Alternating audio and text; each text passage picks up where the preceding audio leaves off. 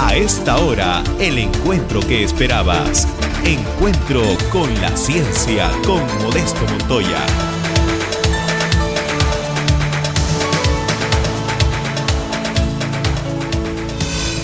Gracias por estar con nosotros. Hoy día tenemos a la doctora Vera Heurt, que es física y que viene de Francia. Está trabajando en colaboración con el Instituto del Mar del Perú y el Instituto de Investigación para el Desarrollo, IRD, de Francia. Ella nos va a hablar sobre la física del océano. Sí. Exactamente. Ok, entonces con ustedes, por favor, un aplauso para Vera.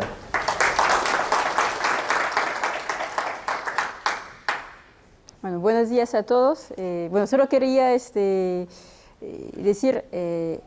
acabo de terminar mi tesis de doctorado en la Universidad Pierre-Marie Curie y mis directores de tesis son del Instituto de Investigación y Desarrollo, IRD.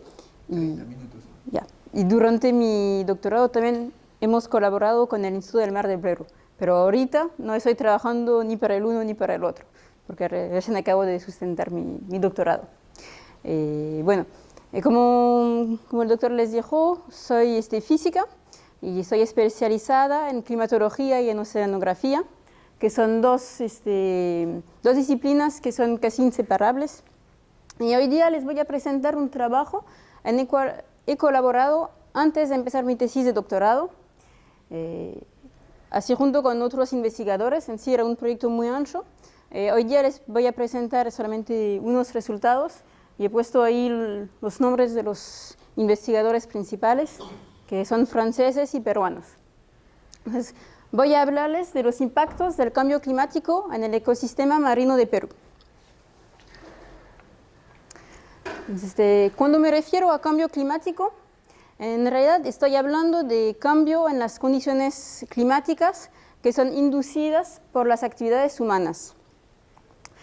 Porque las actividades humanas afectan el clima principalmente a través de un efecto que llamamos el efecto invernadero, que es un efecto que ya existe de por sí en el planeta fuera de la actividad humana, que es vinculado al hecho de que hay una atmósfera en la Tierra que va a capturar parte del calor que reemite la Tierra. Entonces, eso hace que haya más calor en nuestro planeta. Y lo que pasa es que desde el comienzo de la industrialización estamos emitiendo en la atmósfera muchos gases que se van a acumular y van a aumentar, intensificar este efecto. Y eso entonces va a producir un aumento de las temperaturas. En esa figura podemos ver la evolución de las temperaturas desde los años 50 a los años 2000, es esa curva negra. Y luego tenemos dos curvas que son previsiones de cómo podrían aumentar las temperaturas en el próximo siglo. Hay dos, porque en realidad ese aumento de temperatura va a depender de cuánto vamos a emitir en el próximo siglo. Entonces tenemos proyecciones que corresponden a escenarios de emisiones muy optimistas, donde vamos a reducir las tasas de emisiones en comparación con las que tenemos actualmente. Y estos predicen un aumento para el próximo siglo de 1 a 2 grados de temperatura, mientras que los más realistas y hasta los más pesimistas predicen un aumento de hasta 4 grados. En comparación, en el último siglo hemos tenido un aumento de solamente 0,8. Entonces, es un aumento de temperaturas, o sea, el aumento, el más fuerte, está por venir todavía. Y ese aumento de temperatura, les he dado cifras, pero es una cifra global sobre todo el globo. En realidad, eso esconde diferencias. No se va a aumentar parejo en todo el globo. Entonces, aquí les he presentado por los dos escenarios diferentes que vimos antes,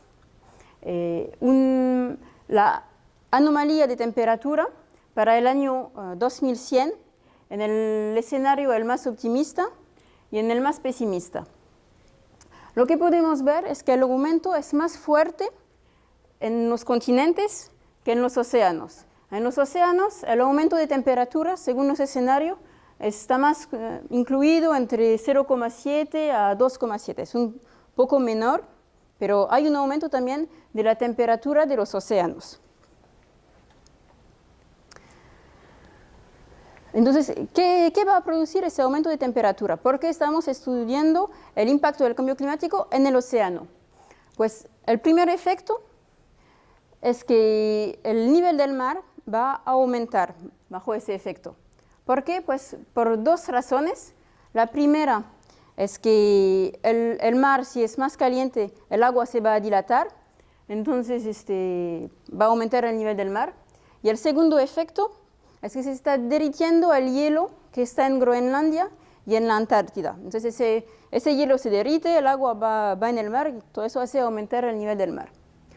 Entonces aquí podemos ver las proyecciones del aumento del nivel del mar para el próximo siglo, para los dos escenarios que les presenté anteriormente. Bueno, lo que podemos ver es que de nuevo tenemos algunas diferencias, pero vamos a tener un aumento. Eso tiene consecuencias para nosotros, porque hay islas que se van a desaparecer y hay hasta países donde parte del territorio va a ser invadido por el agua. En ese mapa podemos ver a los 20 países que van a ser más afectados por ese aumento del nivel del mar. Bueno, vemos que hay bastantes, por ejemplo, en Asia, porque son países que son muy bajos, o sea, son países con territorio bastante plano. Ese es el primer efecto que tiene el cambio climático en el mar a nivel global. El segundo efecto está vinculado a la acidez del océano, del agua. Porque con el cambio climático se va a estar diluyendo más CO2 en el agua, y el CO2 en el agua aumenta la acidez. Ahí, bueno, les presento también un gráfico donde se ve el pH, que sirve para medir la acidez. Más bajo es el pH, mayor es la acidez. Entonces, bueno, vemos que tenemos una evolución bastante diferente, pero hay estudios que muestran que hasta el escenario el más optimista podría tener impactos fuertes en el mar. ¿Por qué? Porque la acidez tiende a disolver la caliza. Eso lo pueden ver si ponen una tiza, por ejemplo, en vinagre, la tiza se va a disolver. ¿Y por qué eso es importante? Porque la caliza constituye el esqueleto o la concha de muchos organismos marinos. Aquí les puse 3 ejemplos. Primero, aquí vemos una foto que es agrandada de un tipo de plancton. El plancton son organismos microscópicos que están en el mar y que forman como el comienzo de toda la cadena alimenticia. Y algunos tienen un esqueleto hecho de caliza, entonces que va a ser atacado por la acidez si aumenta la acidez del océano. También, bueno, todo lo que es las diferentes conchas. Aquí les puse una foto de ostras. Bueno, no hay muchas ostras aquí, pero en California se cultiva, por ejemplo, y esos cultivos ya han empezado a verse afectados en los últimos años, por eso del pH del agua. Y el último ejemplo es el coral, que también está hecho de caliza y constituye un refugio para muchísimos animales. Se desarrolla todo un ecosistema alrededor de los corales tropicales que podrían ser también afectados por el cambio climático a través de la acidez del agua. Bueno, aquí rápidamente les presento una figura de un artículo donde han estado evaluando los impactos del aumento del pH para los 2 escenarios que les presenté, para diferentes organismos marinos. Entonces, es como un balance, hay un sistema de color. El amarillo es que tenemos un impacto moderado. Toda esa columna es para el escenario el más optimista y el otro es para el escenario más pesimista. Lo que podemos ver es con el escenario el más optimista tenemos poco impacto en muchos organismos, pero en lo que cuenta los corales o el tipo de conchas dobles, ahí tenemos un impacto que ya es muy fuerte, aún con el optimista, y con el pesimista ni hablar. Entonces, lo que podemos ver es que tenemos un impacto a nivel global del aumento de las temperaturas en los ecosistemas marinos. Ahora, ¿por qué nos interesamos en el ecosistema marino de Perú en particular? Pues primero porque para el país la pesquería es un sector muy importante de la economía, es el segundo generador de divisa para el país después de la minería. Y el hecho de que la pesquería sea tan importante para el país se debe al hecho de que en realidad el ecosistema marino es excepcionalmente productivo a nivel mundial. Las capturas de peces que se hacen en Perú y Chile representan el 10% de la masa total de lo que es pescado en el mundo. Podemos ver en ese mapa, es un mapa que viene de satélites, donde vemos la concentración de clorofila en el mar. Entonces, la clorofila del mar permite medir cuánta actividad biológica hay según las zonas. Y podemos ver que las costas de Perú y Chile presentan una clorofila bien elevada. Ahora, si ese ecosistema es particularmente productivo, se debe justamente a condiciones climáticas muy particulares que hay en la región. Primero, el más importante es lo que llamamos el fenómeno de afloramiento costero. ¿Qué es el afloramiento costero? Pues es un fenómeno que es creado por el viento. En la región, el viento es paralelo a la costa en dirección al norte, en dirección al Ecuador. Podemos ver en esa figura, las flechas representan la dirección del viento. Pues en ese esquema vemos, ahí está la costa, el viento fluye hasta el norte y el efecto de ese viento sobre el mar, vía la fuerza de Coriolis, es de entrenar las aguas superficiales mar afuera. Entonces, cerca de la costa, como se van las aguas superficiales, van a ser reemplazadas por aguas que vienen de las profundidades. Entonces, tenemos una circulación así a lo largo, cerca de la costa, y esas aguas de profundidad que están aflorando a la costa, están trayendo con ellas muchos nutrientes, porque los nutrientes están en la profundidad. Traen nutrientes y también son muy frías, porque el mar es más frío abajo.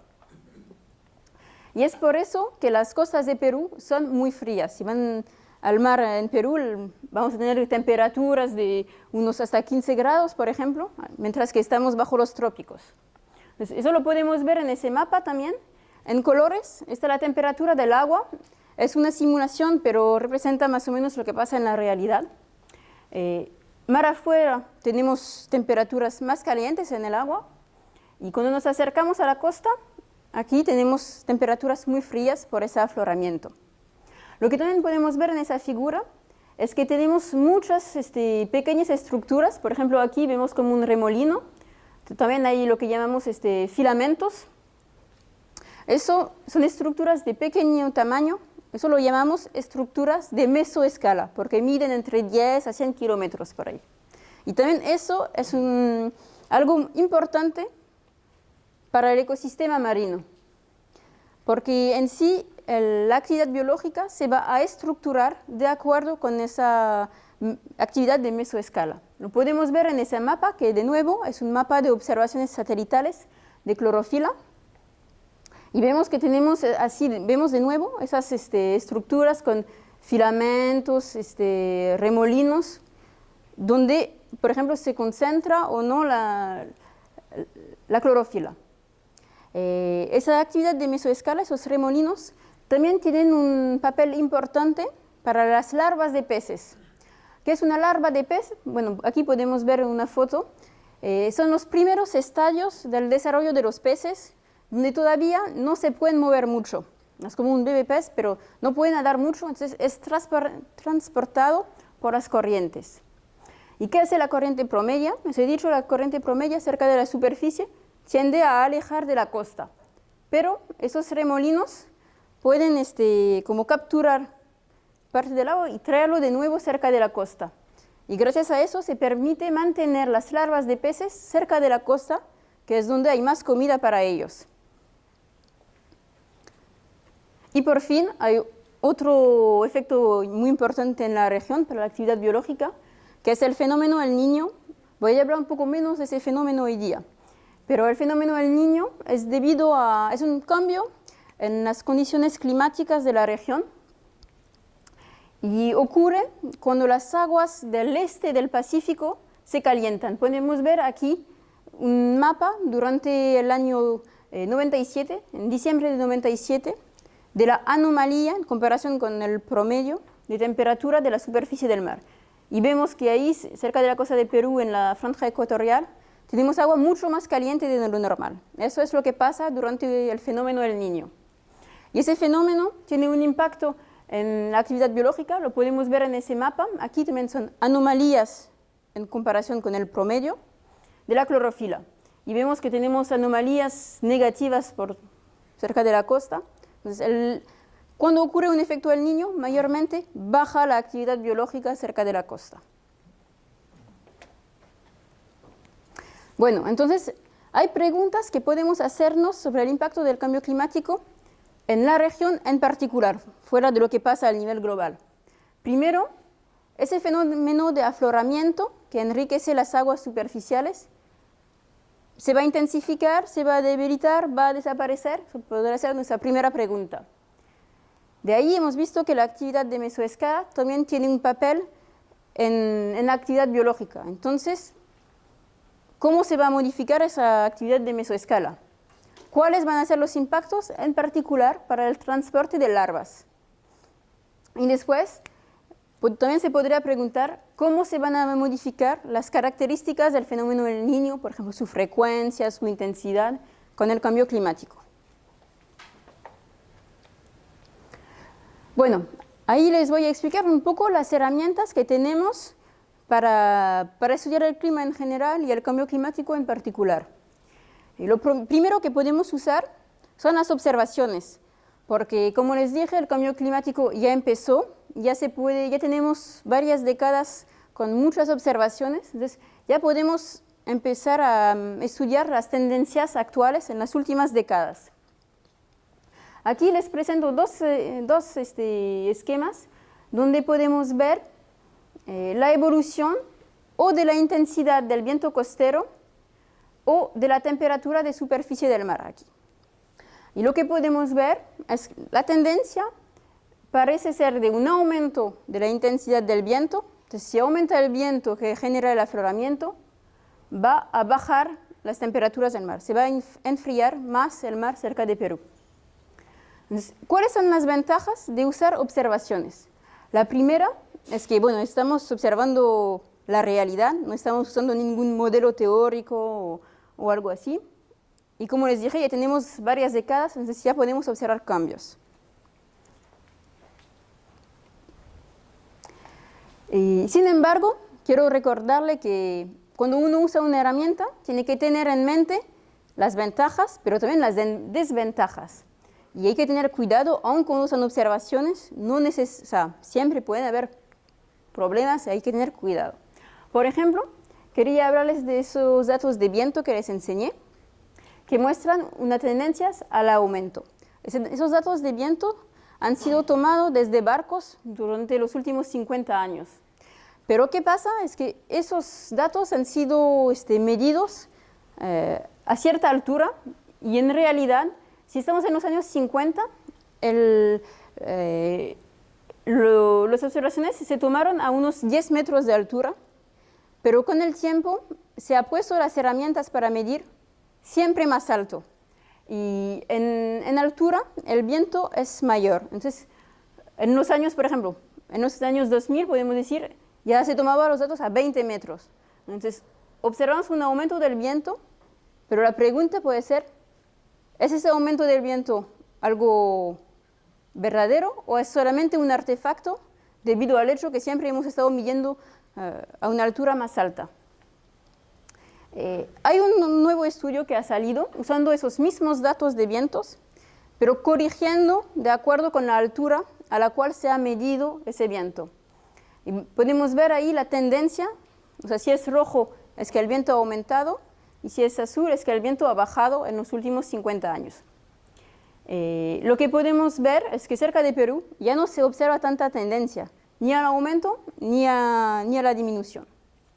Y bueno, eso es el primer problema con las observaciones. Siempre hay que tener cuidado con lo que estamos observando y cómo lo observamos. Y la otra cosa es, bueno, observamos una tendencia, pero siempre está la pregunta si esta tendencia que observamos se debe al cambio climático, es una tendencia que va a seguir en los próximos 100 años, o si es solamente algo que se debe a alguna variabilidad decadal natural del clima, porque el clima, las temperaturas fuera de la actividad humana no son siempre constantes. Entonces, hay siempre esa dificultad de saber si es el cambio climático que observamos o algo natural. Entonces, existen otras herramientas. Primero les voy a presentar un modelo teórico simple que se ha usado para tratar de predecir cómo va a aumentar el viento cerca de Perú. La idea es simple. Antes vimos que el aumento de las temperaturas con el cambio climático va a ser mayor en la tierra que en el mar. Entre la tierra y en el mar tenemos una diferencia de temperatura. El mar cerca de Perú es muy frío, mientras que la tierra es más cálida. Entonces, tenemos una diferencia de temperatura. Entonces, en el suelo, pero eso genera una diferencia de temperatura en el aire. Entonces, diferencia de temperatura en el aire genera diferencias de presión y eso va a inducir movimientos del aire que van a crear ese viento costero. Y la idea es que esa diferencia entre la tierra y el mar de temperatura va a aumentar con el cambio climático, entonces la circulación de aire costero va a aumentar.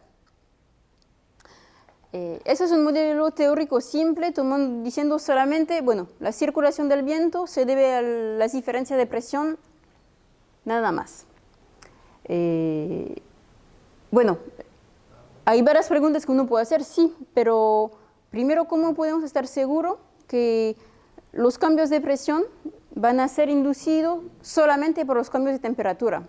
La temperatura no es lo único que influye en la presión atmosférica. Entonces, lo que podemos usar es usar un modelo más complejo que toma en cuenta más variables y eso se usa con modelos numéricos. Bueno, los modelos numéricos es lo que se usan para hacer previsiones del cambio climático para el próximo siglo, por ejemplo. Son modelos que decimos globales porque representan todo el clima de todo el globo. ¿Y cuáles son sus ventajas? Pues es que son basados en las ecuaciones fundamentales de la dinámica de los fluidos. Y eso nos permite hacer experimentos, por ejemplo, usando diferentes concentraciones de CO2. Nos permite decir, bueno, quiero saber cómo va a ser el clima dentro de 100 años con concentraciones más altas de CO2. O quiero estudiar el clima de los años 1800, por ejemplo. Pero también tienen problemas. El problema es que a nivel computacional cuesta muchísimo hacer esas simulaciones. En realidad se está usando las supercomputadoras, las más potentes que hay en el mundo, para poder correr esas simulaciones. Y el segundo problema es que a pesar de que estemos usando las mejores supercomputadoras que hay en el mundo, como el globo es muy grande, lo que llamamos la resolución del modelo. La resolución del modelo es que en realidad lo que hacemos es que dividimos el globo en muchos pequeños zonas, en pequeños cuadrados, en el cual vamos a calcular el clima promedio, la temperatura promedia, la presión promedia, el viento cuando llueve, en cada uno de esos pequeños cuadrados. Eso es lo que llamamos, el tamaño de esos cuadrados es lo que llamamos la resolución. Y bueno, a pesar de que estemos usando supercomputadoras, los cuadrados no pueden ser tan pequeños porque todavía las computadoras no permiten calcular con cuadrados muy pequeños. Entonces, para darles más o menos una idea, esos son cuadrados de unos 100 kilómetros de lado. Entonces, eso quiere decir que más o menos, no sé, Lima y Paracas están en el mismo cuadro, o Puno y Ayacucho van a estar en el mismo cuadro. Entonces, ¿cuál es el problema? Es que regionalmente esos modelos todavía pueden tener sesgos. Aquí les presento un mapa del sesgo promedio de temperatura de superficie del mar en un conjunto de modelos globales de clima, que son los que se usa para el IPCC, que es el que emite las previsiones de cambio climático. ¿Qué podemos ver? Es que hay 4 zonas donde hay un sesgo cálido, y en realidad esas 4 zonas corresponden a los 4 lugares del mundo donde ocurre ese fenómeno de afloramiento costero del cual les hablé, en particular en Perú.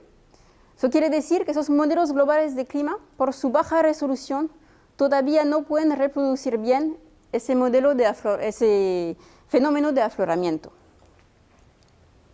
¿Cómo podemos resolver ese problema? Pues existen métodos que se llaman de downscaling, de baja de escala. La idea es usar las simulaciones de los modelos globales, pero obteniendo un producto con más alta resolución, donde no tenemos esos sesgos tan fuertes que les enseñé. ¿Cómo podemos hacer eso? Bueno, hay varios métodos, no voy a detallar todo. Hay métodos estadísticos, pero también hay métodos dinámicos, y es lo que les voy a presentar hoy. Lo que llamo un método dinámico es usar un modelo que tenga una más alta resolución, pero que no va a simular todo el globo, sino que se va a enfocar en una región en particular para poder así tener una mayor resolución sin que cueste demasiado en tiempo de cálculo. Y bueno, como les decía, es ese método que les voy a presentar hoy. Entonces, hablemos ahora de manera concreta, pronósticos. Primera pregunta, ¿cómo va a evolucionar el viento costero que es favorable en Perú al afloramiento costero? Aquí les presento primero resultados de los modelos globales de clima. Son figuras que vienen de un artículo de Ali Belbanadi. ¿Qué muestra aquí? Bueno, tenemos aquí es la latitud y aquí es la tendencia para cada uno de esos modelos. Y la línea negra muestra la tendencia haciendo el promedio de todos esos modelos. Eso es para los meses de diciembre a febrero, o sea, los meses de verano, y eso es para los meses de invierno. ¿Dónde está Perú? Pues Perú corresponde a esta zona. ¿Qué podemos ver? Es que en promedio los modelos muestran una tendencia negativa. ¿Qué quiere decir una tendencia negativa? Quiere decir que la intensidad del viento va a disminuir, al menos en verano. Y en invierno, bueno, la tendencia es un poquito menos clara, pero al norte de Perú, por ejemplo, va a disminuir. Eso es lo que dicen los modelos globales de clima. Ahora, lo que hemos hecho es seleccionar uno de esos modelos, que es el modelo del IPSL, que es el modelo francés, para hacer un downscaling dinámico. A ver, bueno, un modelo de clima en sí es compuesto de 2 modelos.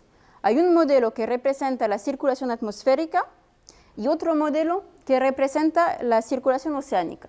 El modelo atmosférico, en el caso de ese modelo, se llama LMDZ y el oceánico se llama ORCA 2. ¿Por qué hemos elegido ese modelo? No lo hemos elegido porque era el modelo francés, lo hemos elegido porque cuando miramos el clima actual, podemos ver que la dinámica de la región de Perú en particular es bastante realista. La posición del anticiclón del Pacífico sureste, por ejemplo, la ocurrencia del fenómeno del Niño. Y también esos modelos permiten calcular la producción biológica. Y la productividad biológica de la región también es bastante realista. El otro argumento es que cuando miramos el cambio climático, las tendencias están muy cercanas al promedio de todos los modelos. Podemos ver aquí el modelo que hemos elegido, es el modelo naranja, que pasa por aquí, está muy cerca del promedio. Bueno, y ¿qué hemos hecho para hacer el downscaling? Hemos agarrado el modelo atmosférico solamente y hemos vuelto a hacer una simulación, pero usando lo que llamamos una grilla refinada. O sea, esos cuadrados de los cuales les hablé ya no tienen el mismo tamaño en todo el mundo. Es lo que vemos aquí, son todos los cuadrados, y vemos que lejos de Perú, el tamaño de esos cuadrados es de unos 2 grados, o sea, son unos 200 kilómetros más o menos.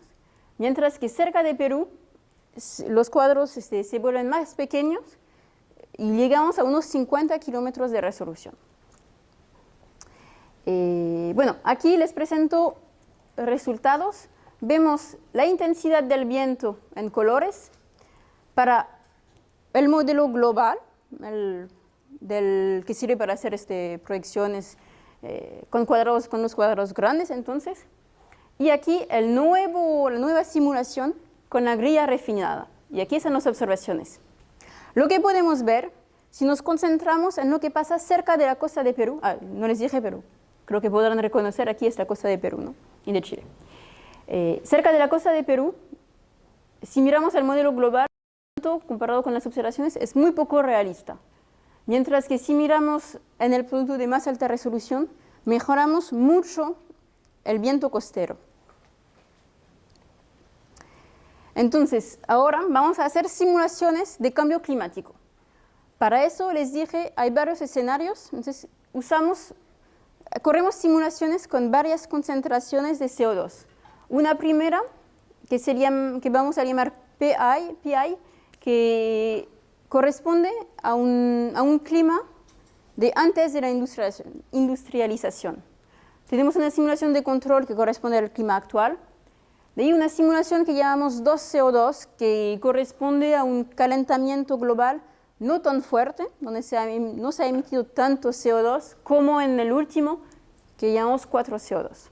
Bueno, las dos que voy a presentarles más hoy día es 4CO2 y preindustrial, para observar el cambio entre el clima del año 1800 y el clima, por ejemplo, del futuro.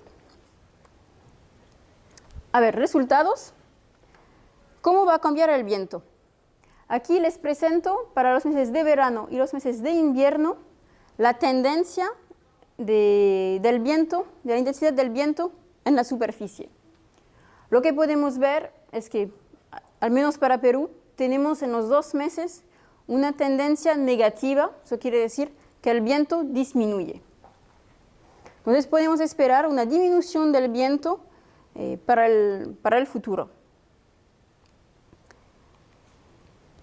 Ahora, segunda pregunta, ¿cómo va a evolucionar el afloramiento? Entonces, para estudiar ahora el afloramiento mismo, o sea, el océano, usamos un modelo, lo que llamamos un modelo oceánico regional. Es un modelo de océano, pero solamente de una parte del océano. ¿Qué es lo que necesita un modelo oceánico? Necesita que le digamos lo que llamamos los forzantes atmosféricos. Solamente es decirle cómo está la atmósfera al nivel del mar. Cómo está el viento, cómo está la temperatura del aire, si llueve o no llueve. Y lo otro que tenemos que decirles al modelo también es lo que pasa cerca de las fronteras del dominio, porque les dije solamente una parte del océano. Entonces tenemos que decirle cuáles son las corrientes en los bordes del modelo. Entonces, bueno, voy a empezar rápidamente sobre las características del modelo, pero de nuevo tenemos esos cuadraditos y el tamaño de esos cuadraditos es de un sexto de grado, unos 18 kilómetros. Entonces lo que vamos a hacer es que para lo que consta de lo que pasa en la atmósfera, usamos los resultados que les acabo de mostrar, esos resultados. Y para los bordes oceánicos usamos el modelo global. A ver, los resultados. Primero les presento una tendencia de la temperatura de superficie del mar. Para el escenario de cambio climático más moderado y el escenario de cambio climático más fuerte. Lo que vemos es, bueno, un aumento global de la temperatura, eso es normal. Lo que podemos ver es que tenemos un aumento que es más fuerte cerca de la costa de Perú que en el resto del modelo. Y eso vamos a tratar de ver por qué. Pues lo que sabemos es que cerca de Perú las aguas son frías por el fenómeno de afloramiento. ¿Cómo medir el afloramiento? Como les dije, el afloramiento es una circulación con agua que está subiendo cerca de las profundidades cerca de la costa y las aguas de superficie que se van. Entonces, como conservación de la masa de agua, la cantidad de agua que se va en la superficie es igual a la cantidad que está subiendo, ¿no?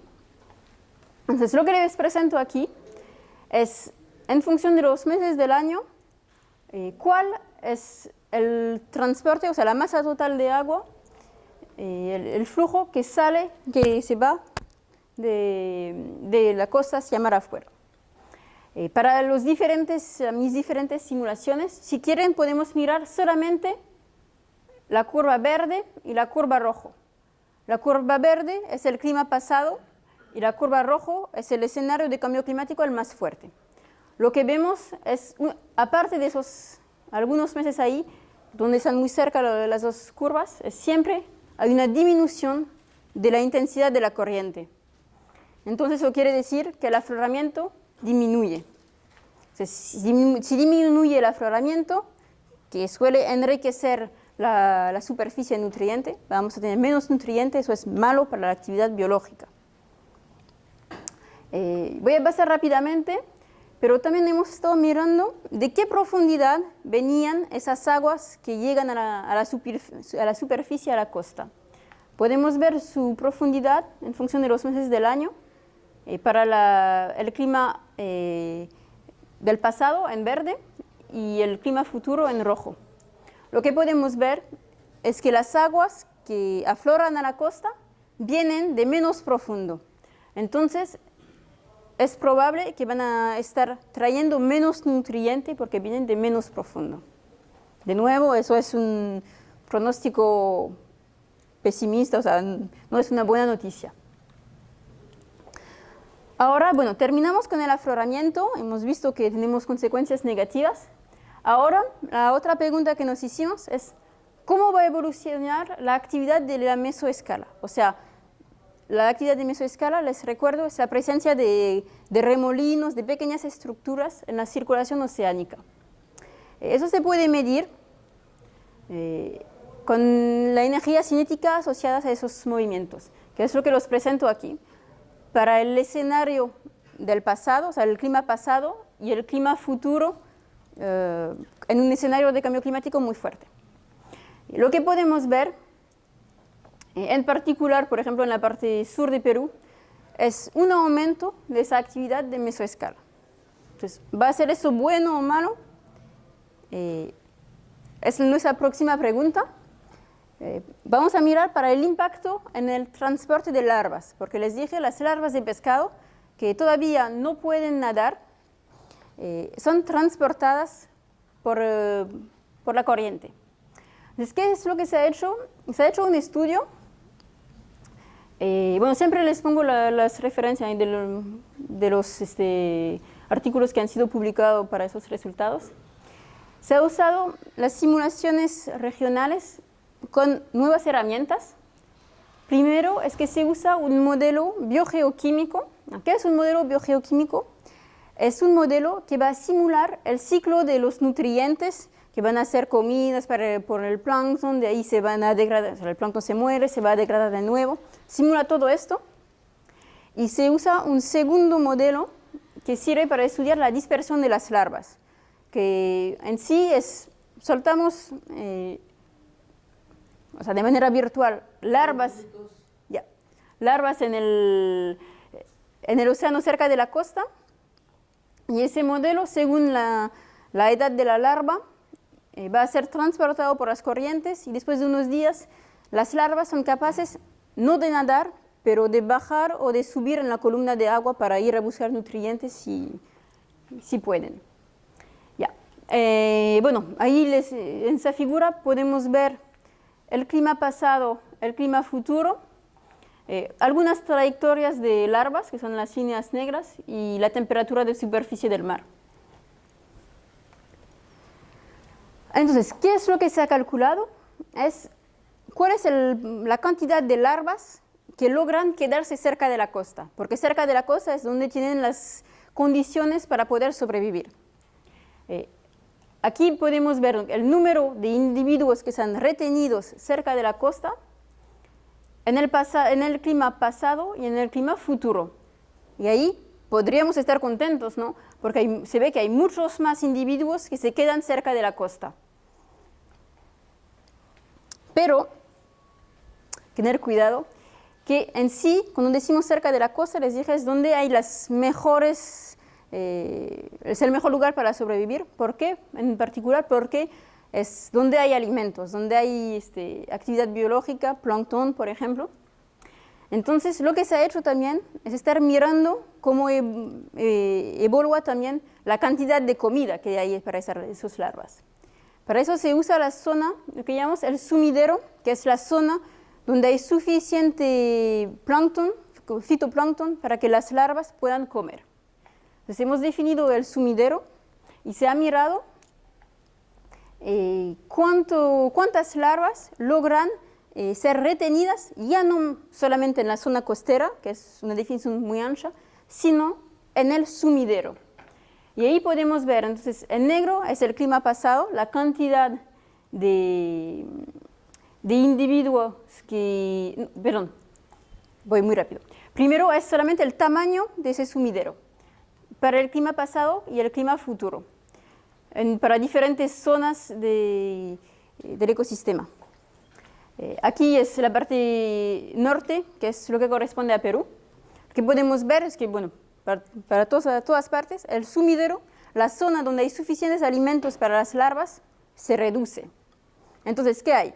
Hay más larvas que son retenidas en la zona costera, pero dentro de esa zona costera, el lugar que es realmente apropiado disminuye. Entonces, ¿cuál es el resultado global?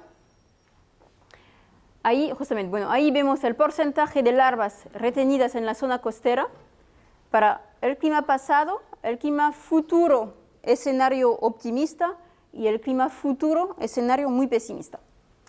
Eso es el porcentaje de larvas en la zona costera, aumenta, pero cuando miramos el porcentaje de larvas retenidos en el sumidero, al contrario, como el sumidero se achica, baja la cantidad de larvas que logran ser retenidas ahí y van a poder sobrevivir.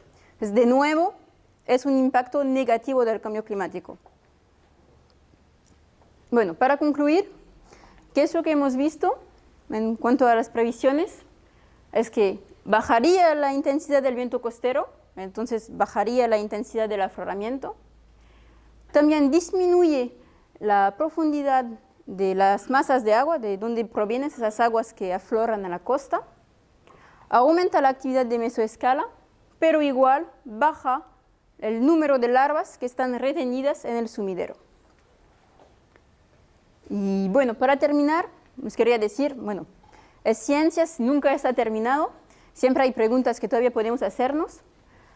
Aquí se ha hecho el downscaling de un solo modelo global de clima. En realidad, hay varios modelos globales de clima, casi 40. Serían los resultados iguales con otros modelos. Y si pudiéramos hacer el trabajo para todos los modelos, ¿cuál sería el resultado promedio? Y después también podríamos querer refinar todavía esos pronósticos a más alta resolución para mirar lo que pasa muy cerca de la costa.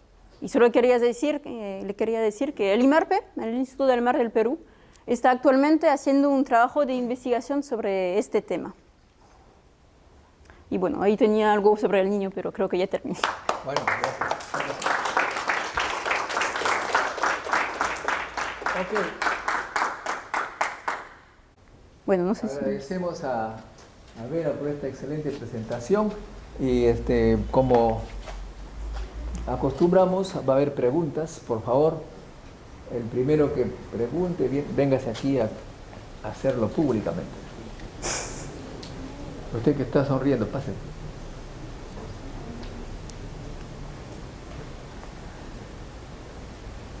¿Tiene una pregunta? ¿Tiene una pregunta?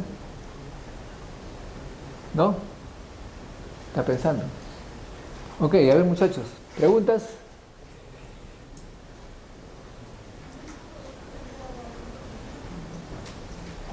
No sé si, o si quieren me pueden preguntar sobre qué va a pasar con el niño. Eso voy a preguntar, o sea que tú lo que me estás diciendo, nos estás diciendo es que la cosa no está muy simpática para el futuro. No, según esas simulaciones que hemos hecho, no, para nada. Ahora, pero cuando se habla del futuro, estamos hablando de aquí a unos 30 años.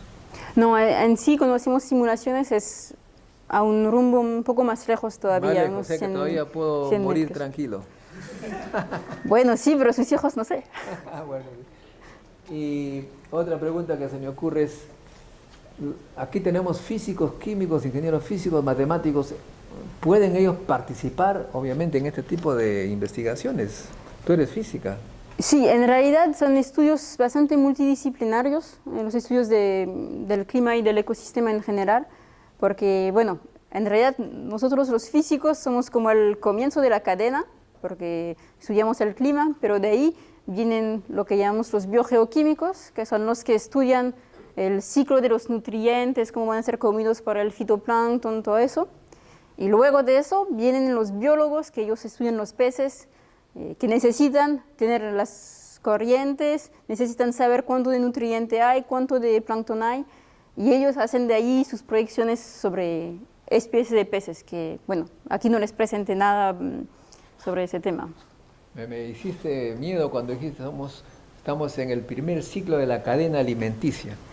Los físicos. Sí, casi, casi. Bueno. Muchachos, ¿ya tienen alguna pregunta concreta? Pase usted, profesor. Ya. Carlos Bazán viene de Venezuela, Estados Unidos, ha venido a escucharte especialmente en castellano, ¿ah? Ya. Ahí para que te quede grabada. Buenas tardes, reciente doctora. Felicitaciones por Gracias. los estudios y el grado. Yo muy interesado y voy directo a la comida. Hay peces que nacen en el mar o especies, por ejemplo el camarón, y a mí me gusta comer. ¿Qué pasará con los camarones? ¿Subirán más al río ya que no hay más que comer en el mar? Y eso estaría bueno, eso sería una buena noticia. Eso, bueno, la verdad es que no les podría decir mucho porque no soy bióloga y... pero, o sea, no conozco el ciclo de los camarones y... Nacen en el mar pero y suben a los ríos. Pero si no tienen las Que comen en condiciones... el mar. Sí, les digo, solamente es algo... No podría darle una palabra muy científica, pero si nacen en el mar y no tienen las condiciones para los primeros días, no sé si llegarán hasta poder sobrevivir para entrar al mar, al río, pero... Eso Ahora, es... otra pregunta Sí. que te quería hacer básicamente es ¿de dónde vienes? ¿Qué haces por aquí? Cuéntales a la gente, ¿qué cosas estás haciendo en este continente? Yo, vengo de Francia, que es donde hice mis estudios, pero bueno, como les dije, el ecosistema de Perú y el nivel climático es una región muy importante. Y pues por eso estamos, yo, mis directores de tesis, estamos estudiando en particular la zona de Perú y de Chile. Y por eso, actualmente, por ejemplo, tengo uno de mis directores de tesis que está haciendo una estadía de 2 años en Perú para colaborar con el Instituto del Mar de Perú. Y yo durante mi tesis de doctorado y antes, durante ese trabajo que les presenté, también estuve colaborando con el Instituto del Mar del Perú también. Y por eso, he viajado bastante aquí. Los físicos, como ustedes podrán notar, pueden participar en estudios que van a tener consecuencias en la vida de la gente. Claro. No solamente la física es la física de partículas, el origen del universo, sino también está en procesos que tienen que ver con la supervivencia. Sí. Muy bien, si no hay preguntas, entonces un aplauso de nuevo. Gracias. Y,